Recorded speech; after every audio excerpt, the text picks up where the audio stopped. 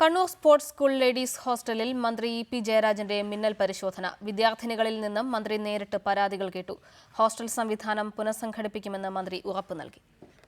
പരാധീനതകളിൽ വീർപ്പുമുട്ടുന്ന കണ്ണൂരിലെ കായിക വിദ്യാർത്ഥിനികളുടെ ഹോസ്റ്റലിലേക്ക് മന്ത്രി എത്തിയതോടെ പലരും അമ്പരന്നു.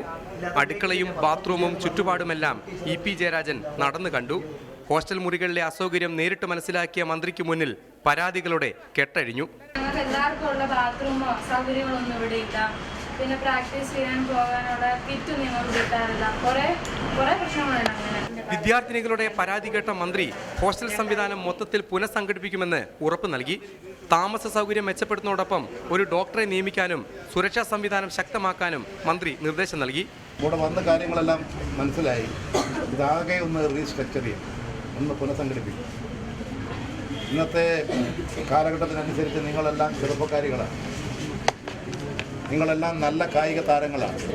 നിങ്ങൾക്കതിനനുസരിച്ച് ഇവിടെ പഠിക്കാനും ജീവിക്കാനും സാധിക്കും. 8ാം ക്ലാസ് മുതൽ +2 വരെയുള്ള ക്ലാസുകളിൽ പഠിക്കുന്ന സ്പോർട്സ് സ്കൂളിലെ 190 വിദ്യാർത്ഥിനികളാണ് ഈ ഹോസ്റ്റലിൽ താമസിക്കുന്നത്. റിപ്പോർട്ടർ, കണ്ണൂർ.